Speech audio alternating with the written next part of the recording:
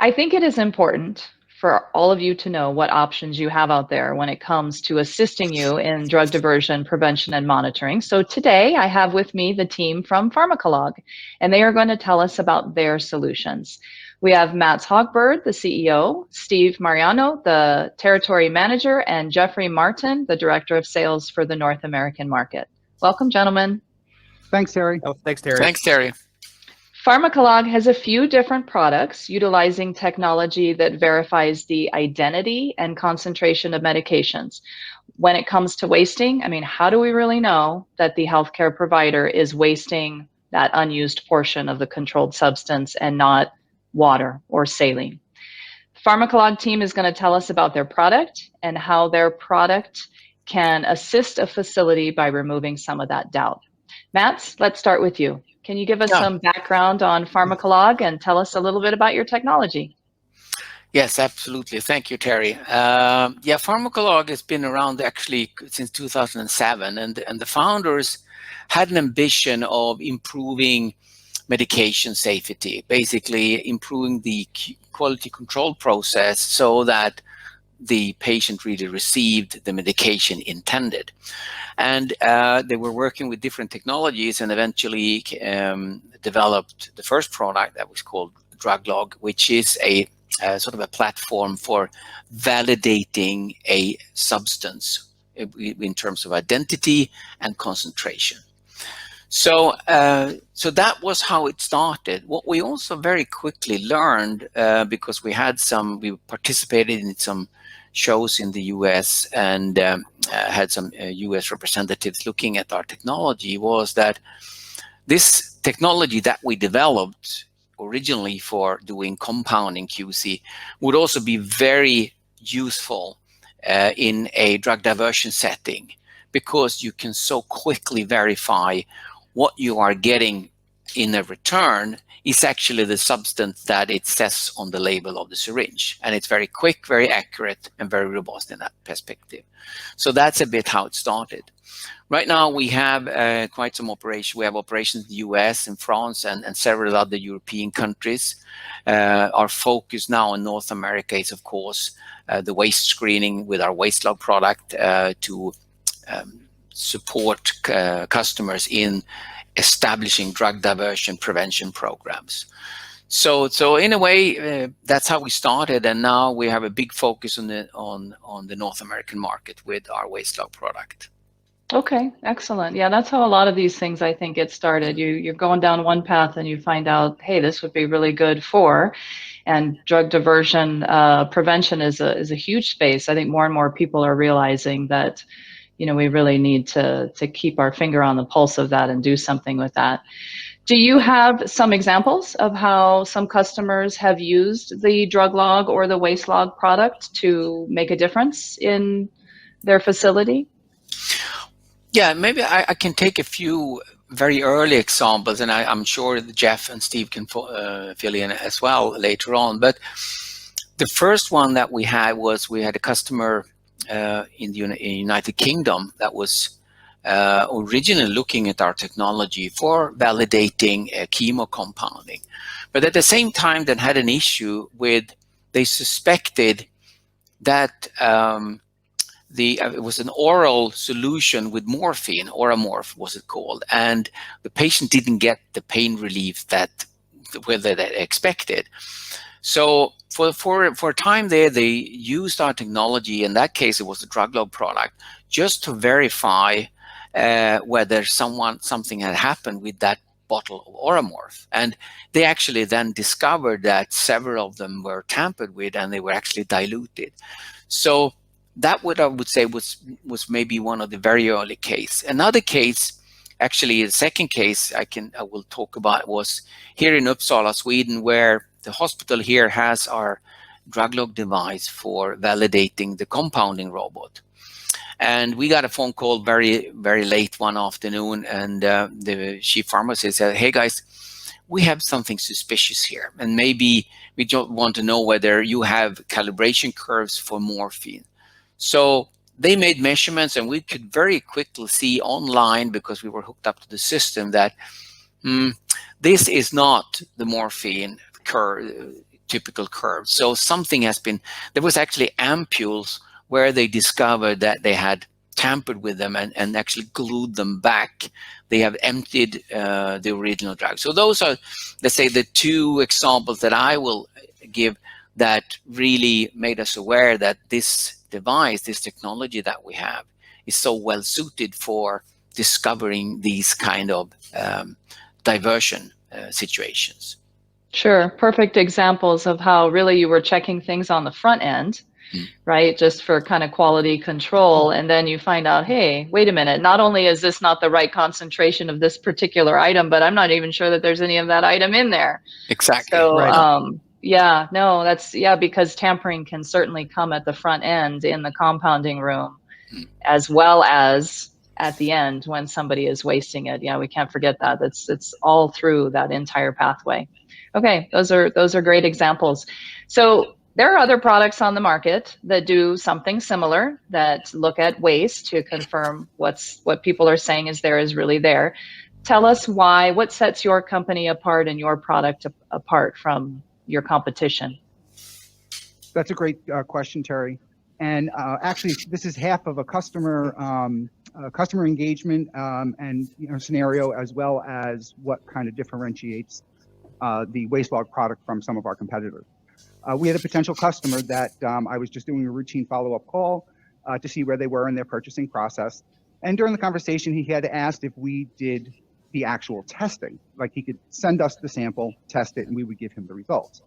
Unfortunately, we do not have that service, but since the customer was close enough, I said, I can come down with my demo machine and we can actually test it. So I did. He agreed, I did. And literally, Terry, within 15 minutes, we created the calibration and fingerprints for the sample that he wanted to test and had a result within 15 minutes. We didn't have to send anything out. He didn't have to wait for anything to come back. So that's one thing that the WasteLog system allows our customers to do, is if there's a new drug that comes out on the market, they can create their own calibrations and create their own fingerprint sets for the different concentrations right there. So they use something they know is intact and make their calibration, and then moving forward, they can use it to compare. Correct. They'll use a known sample. They'll use a known sample. And then from there, they can from there, once they create the calibration, then in practicality, they can test any other sample, and the system will let them know if it is indeed obviously that drug and that concentration. Okay. How far down does it go in terms of dilutions? I mean, you've got your, 1 milligram per ml of something. Can you tell if it's partly that, or is it an all or none that you're reading? Yes. So within the drug calibration, there can be concentration, the fingerprint sets with a range of concentration. So that will be in the system, and it will test for that. If it falls outside of that range, and there's a deviation, if it falls outside of that range, it will fail. And then at that point, we can do an analysis, which is able to be done right there. So the user has the ability to look at the graphs to see, okay, the curves look exactly the same, so the drug is probably there, but it's outside of the range that we already have calibrated. So they could at that point create a new calibration for the range that it looks like, and then they'll get a pass. If it's if they want it to be that low. So obviously one could be a diversion because somebody took some out and the concentration dropped, or it was a med error, or it's a pediatric dose. So but we are able to get down to low concentrations of basically almost every liquid control that's out there, especially fentanyl. That's one of the big ones.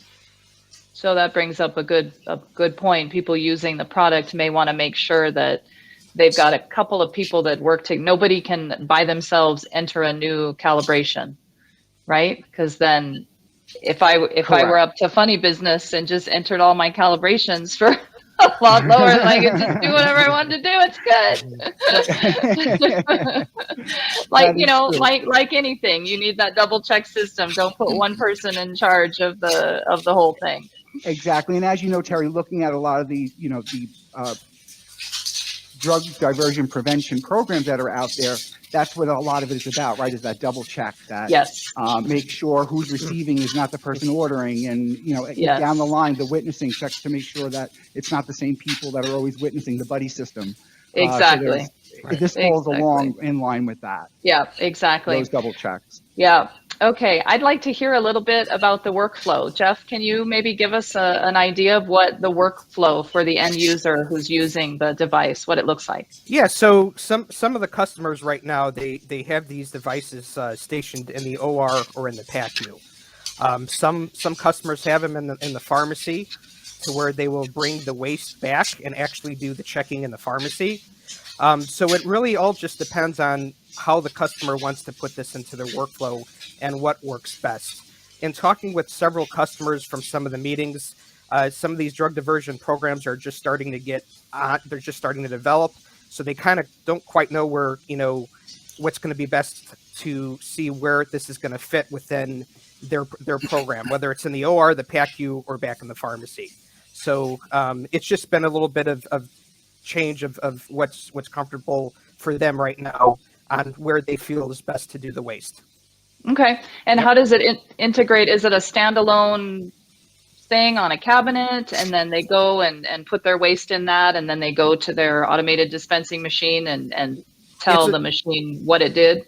Correct. So it is a standalone. It's got a handle on top. It's portable. So it could be moved from the OR to the PACU. It can be moved from the pharmacy to CVU to any of the floors. That's what's so great about it. You unplug it, you plug it in within 5 minutes. You can be testing within 5 minutes. Okay. All right. Yep. And the waste, does it go into a receptacle, or that's attached to you? It goes into a cuvette. So you take 0.3 to 0.5 mLs, and then you put it into the cuvette, and then you hit the medication that you want to test for. And then it takes you to another screen where there's a preparation ID field and a remaining volume field. So in that preparation ID field, we can actually scan barcodes, because we are actually in it. We're number one, we're integrated with Codonics for their SLS. So that helps with the workflow, but we can really scan any barcode, and that information will go into that preparation ID. All that stuff gets saved. The second part is the remaining volume field. So that is whatever the remaining volume is from the syringe. You hit next, and then it takes you to the other screen, and you hit measure now, and that's where you get your results.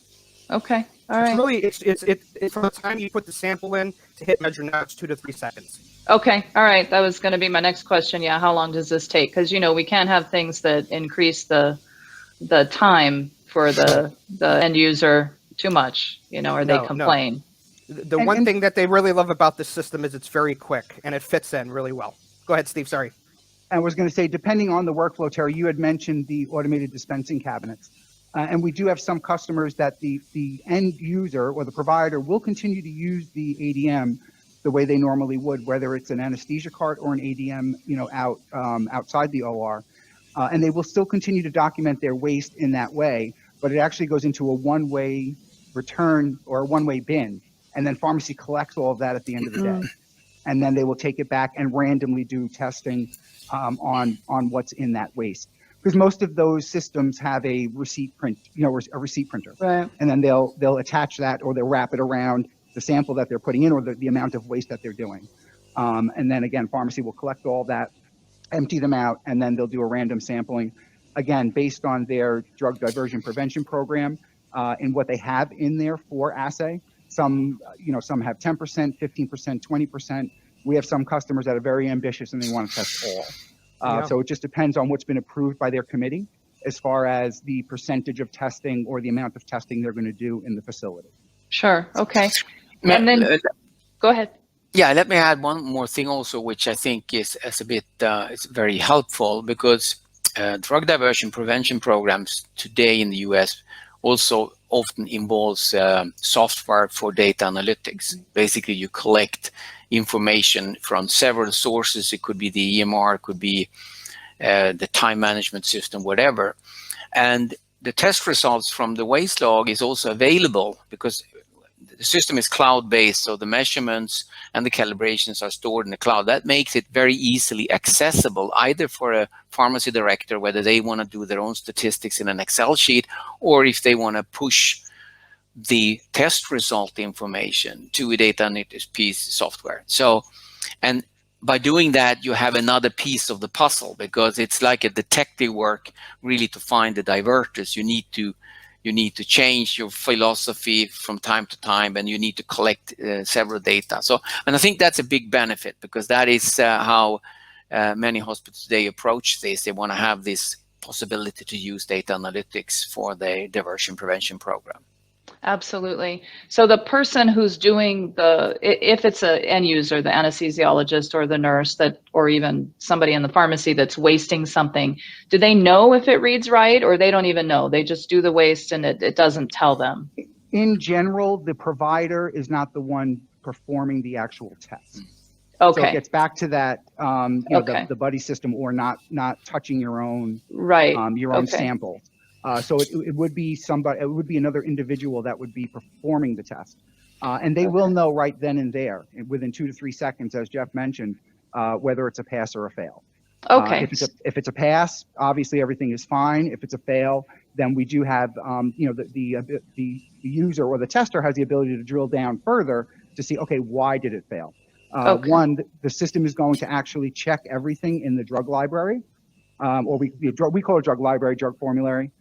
That's already in the system. So we were expecting morphine, so we said we're going to be testing morphine. But in actuality, when it failed, and when the user goes back and look, they can see that it wasn't morphine, but it detected fentanyl. Okay. So the system will say what it is if it doesn't detect what we originally said it was supposed to be. Okay. So even though there are devices sometimes up in PACU or the OR, it is staff that is assigned to do the testing that is doing it. It's not the nurse going over and wasting it and as her last step. It is somebody that's assigned to that whole process. Correct. Correct. Okay. Gotcha. Okay. All right. In general, it's always been somebody in our experience, it's always been somebody from the pharmacy team. Yeah. Definitely. Yeah. Okay. All right. Well, this sounds great. I have another question that's unrelated to this specific product, but to European countries. So, Mats, is drug diversion as big of an issue in a lot of those countries as it is here? I'm just curious, because you do things completely differently over there, and from what I understand, maybe not all of the countries, but I know some of them, certainly controlled substances are not used routinely in hospitals. So what is the US a lot different? Well, we have, first, there are cases of diversion here as well. But the European approach, as by now, I mean, right now, is not as, let's say, it doesn't have the same approach as you have in the United States. And I think the reason is, well, you have more focus on it. It's also, I think maybe there's also a general, they use controlled substance less in Europe than they do in the US. I don't have, let's say, scientific data, but I think that's the case. But one thing that I have experienced, I mean, I think we need to be better here in Europe as well, get more focus on this, because it is a bigger problem than authorities and governments, because most of the healthcare here is government based, and they sort of put a lid on. When these things happen, you hear about them, but it's not the big thing, which I think we should approach more of a US oriented approach. So it's less, WasteLog is not something we market here in in Europe, because the work process, the philosophy is not here. But I wish that people and the authorities here as well, because we have problems with it in Europe as well. So you're a bit ahead of us in the US compared to Europe on this topic. Okay. I think part of that is prescribing practices, Terry. How we got into the epidemic, right? Was the prescribing practices, and I don't think they have the same prescribing practices, or I believe they don't in Europe, as we did here. That we're trying to put that, the lid on, as far as, prescribing just so many controlled substances. Right. Yeah. I mean, the only experience, my sister lived in Holland for a little bit, and her first child was born there, mine was born here. I got drugs before, during, and after. She didn't get anything. I mean, like nothing. Wow. And so, and I've heard, you know, that the European countries, they just don't give it as freely as we do. But then I also hear that the European countries, some of them are pretty open with their drugs. And it's just a different philosophy. So I wasn't sure how that all kind of, you know, played out together. So that's kind of interesting. Okay. All right. Is there anything else that any of you would like to add? We're good? All right. I want to thank you, gentlemen, so much for spending this time with me. Great. Thank Thank you, you, Terri. Thank you, Terri. Thank you, Great Terri. discussion. Great conversation. All right. Yes, it was. Thank you. Take care. Thanks.